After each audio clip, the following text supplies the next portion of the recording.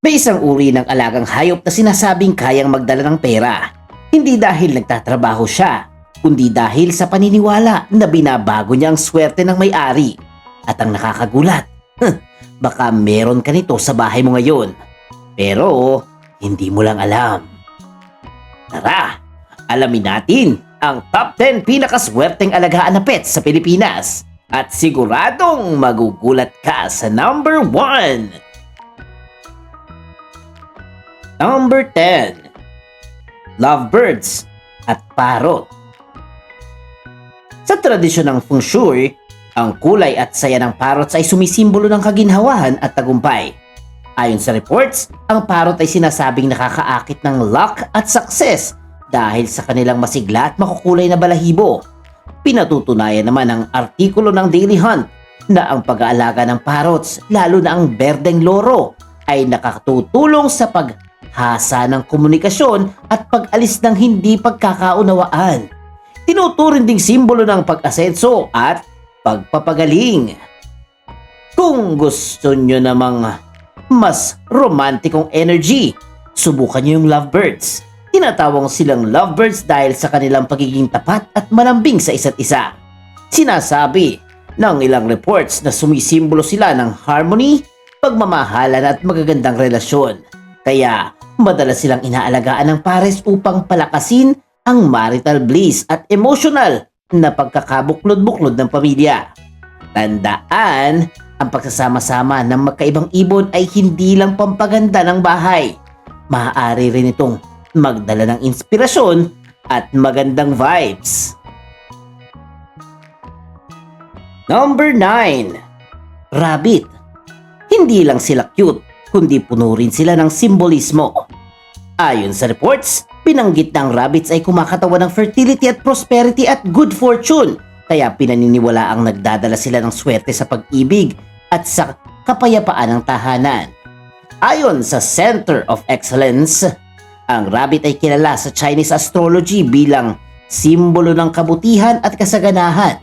Hinahango dito ang tradisyon ng pagdala ng rabbit's foot bilang anting-anting. Meron din tayong alamat ng jade rabbit sa Chinese at Japanese folklore. Inialay ng kuneho ang sarili para sa Diyos, kaya naman inakyat ito sa buwan bilang gantimpala. At ngayon ay bahagi na ng kwento ng buwan. Sa kulturang Kanluranin, popular ang pagsasabing rabbit, rabbit tuwing unang araw ng buwan para raw maging swerte ang buong buwan. Talaga namang mapamahiin ang mundo pagdating sa kuneho. Number 8. Aso, mga lucky dog breeds. Sa iba't ibang kultura, ang aso ay sumisimbolo ng loyalty at protection. Kaya naman pinapaniwala ang nagdadala sila ng safety at positibong energy sa kanilang mga amo. Ayon sa Center of Excellence again, ang aso ay nilalarawan bilang tapat at mapagkakatiwalaan. Pinaniniwala ang nagbibigay sila ng kaligtasan at nagdadala ng init at seguridad sa paligid. May mga espesipikong lahi ng asong tinuturing na maswerte sa Asia. Ayon sa reports, pinapakilala ang Shih Tzu bilang lion dog. May alamat na Budismong Chino kung saan isang maliit na aso ang nag-transform bilang leon upang protektahan ang Buddha. Kaya't ang Shih Tzu ay nauugnay sa tapang, proteksyon at kasaganaan. Ang Chinese Crested naman ay nakakikilala bilang maswerteng kasama ng mga mandaragat na Chino. Pinaniniwala ang nagdudulot ng proteksyon at swerte sa biyahe. Ang pug ay naging simbolo ng yaman at kasaganaan sa kulturang Chino dahil sa pagiging paborito ng mga maharlika at emperador. At ang Pekingese, na kilala rin bilang food dog, ay inuugnay sa kayamanan at proteksyon. May likas silang kakayahan na mag-ward off ng masasamang espiritu. Kaya kung mahilig kayo sa aso, baka sa lahing ito ninyo matagpuan ang inyong lucky charm. Number 7. Pusa at Maneki Neko, lucky cat. Sa kulturang Hapon at Chino, ito rin ay pampaswerte. Ang pusa, lalo na ang Maneki Neko or beckoning cat, ay napakaswerte. Ayon sa reports, Ang mga pusa, lalo ng bersyon ng Hapon, ay pinaniniwalaang umaakit ng pera at swerte at nagtataboy ng negative energy. Ayon sa Center of Excellence, tinutukoy ang Chinese Lucky Cat bilang malawak na simbolo ng pag-asenso. Ang kaliwang paa na nakataas nag-aanyaya ng mga customer at ang kaibigan, habang ang kanang paa umaakit naman ng pera at tagumpay. Kaya sa susunod na makakita kayo ng kumakaway na pusa sa tindahan, tandaan ninyong may kasaysayan at simbolismong dala ang maliit na estatwang yon. Number 6. Pagong or tortoise. Kilala ang pagong bilang simbolo ng longevity at stability. Sabi ng Times of India, ang pagkakaroon ng pagong bilang alaga ay nagdudulot ng tuloy-tuloy na pag-unlad sa karera at kapayapaan sa pamilya. Sa pananaw ng Feng Shui, ang pagong ang nagtataglay ng kalmado at proteksyon. Ang kanilang mabagal na galaw ay parang daloy ng chi na dahan-dahan ngunit walang humpay. Sa articles naman ng Hub Pages, iriniin na ang paglalagay ng estatwa ng pagong sa hilagang bahagi ng bahay ay nakakatulong para sa tagumpay na karera at ang pagkikita ng totoong pagong na gumagala sa bahay ay tinitingnan bilang napakalaking swerte. May iba't ibang materyales din ng turtle figurines na may kanya-kanyang gamit. Ayon sa reports, ang bato o stone turtle sa inyong silid ay nakakaakit ng kayamanan, kapayapaan at good fortune. Samantala, ang kahoy na pagong na nakalagay sa timog silangan o silangang bahagi ng bahay ay nagdudulot ng kapayapaan at harmony at pinaniniwala ang lumalaban sa negative energy. Kung maniniwala ka o hindi, ang pagong matagal ng simbolo ng katatagan, kaya't karapat dapat siyang mapabilang sa ating listahan. Number 5. Goldfish at Blackmore. Ang ating panglima ay may mga isda na nagdadala raw ng mga yaman. Sa Feng Shui at Vastu, ang goldfish ay simbolo ng kayamanan, kasaganaan at harmony. Sa Times of India, nasasaad na ang kanilang ginintuang kulay at banayad na paglalangoy ay representasyon ng kasaganaan, kaya't paboritong alagaan sa mga bahay at opisina. Ayon naman sa Hub Pages, pinaniniwalaan na ang di parehong bilang ng goldfish ay nagdadala ng mas maraming swerte, samantalang ang parehong bilang ay nag-iingat at nagpepreserba ng yaman. Ang tradisyong Rule of 9 sa Feng Shui ay sinasabing na dapat may 8 o kulay ginto at isang itim na isda upang i-absorb ang malas at negative energy. Kasama sa kategoryang ito ang Blackmore, isang espesyal na uri ng goldfish na kulay itim. Ayon sa mga articles tungkol sa Vastu approved fish, ang Blackmore ay kilala sa pagsipsip ng negative energy. Madalas silang ipare sa 8 makukulay na goldfish upang lumikha ng balance at protection sa tubig. Dahil sa kanilang kakaibang kulay at kakayahan nitong magbago ng enerhiya, ang Blackmore ay naging popular sa Feng Shui guardian sa mga aquarium lalo na. Kaya kung nais ninyong magsimula ng pag-aalaga ng isda, subukan ang combination ng goldfish at Blackmore. Number 4. Koi fish. Isang paborito sa mga hardin ng Hapon at mga ponds sa Pilipinas.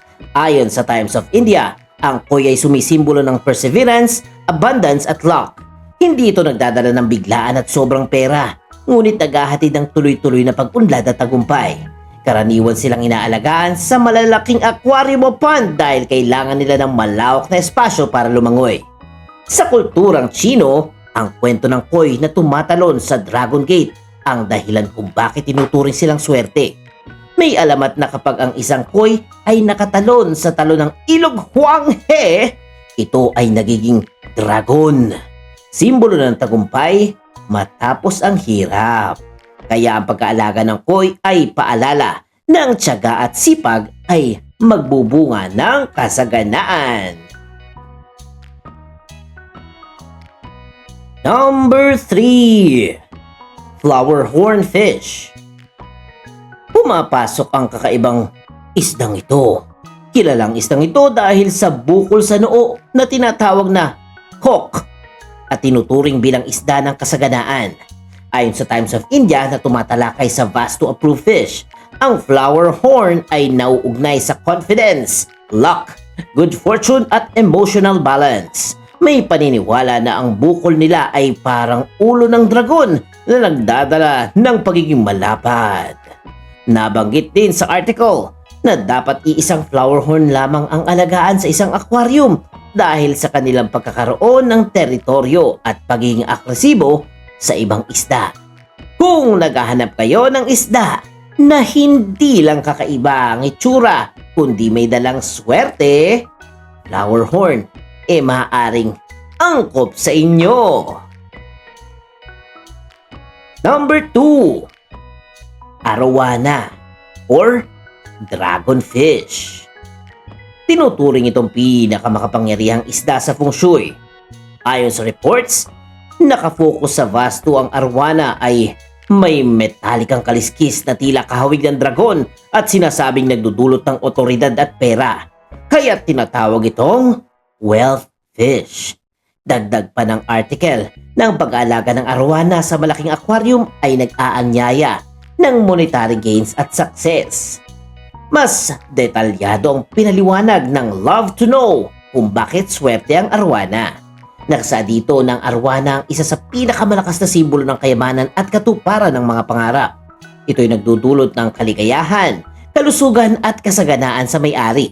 Binanggit din na mayroong tradisyonal na Rule of 9 kung saan 8 o pulang gintong isda at isang itim na isda ang pinagsasama sa isang aquarium upang hatakin ang kayamanan at protektahan laban sa malas.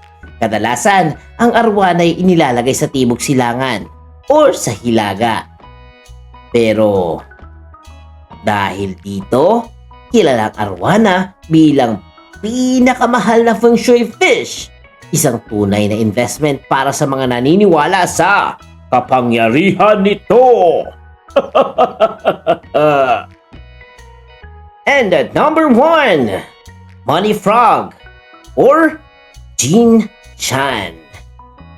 Isang palaka na may 3 paa at barya sa bibig. Sa Chinese folklore, may kwento na si Luhai ay nakatulong sa isang palaka na nilaspastangan ng demonyo. Bilang gantimpala ay binalikan siya ng palaka gabi-gabi at nagluwa ng mga barya upang tulungan siya. Sa feng shui, ang 3-legged frog na may barya ay nilalagay malapit sa pinto upang manghikayat ng biglang pera o kayamanang hindi inaasahan. Bagamat hindi ito buhay na alaga, kadalasan tinatrato ito bilang bahagi ng koleksyon ng mga pampaswerte sa tahanan. Kaya kung nais nyo ng kakaibang lucky charm, maaari nyong isama ang money frog sa inyong display. Or, kung gusto nyo maghanap kayo ng 3-legged frog. At yan ang mga hayop na swerte at nagdadala ng pera sa ating buhay. Kayo, anong hayop bang alaga nyo at tingin nyo effective ba? Comment nyo na at i-comment nyo ang kokak-kokak kung nagustuhan nyo ang ating story. At syempre, huwag kalimutan mag-like, mag-share, mag-comment at mag-subscribe na kay Mr. D. Kasi masayang matuto.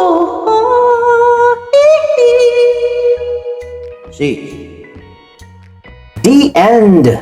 Huwag kalimutan i-click ang subscribe button at bell icon ni Mr. D para masaya every day. See you, D-Fam!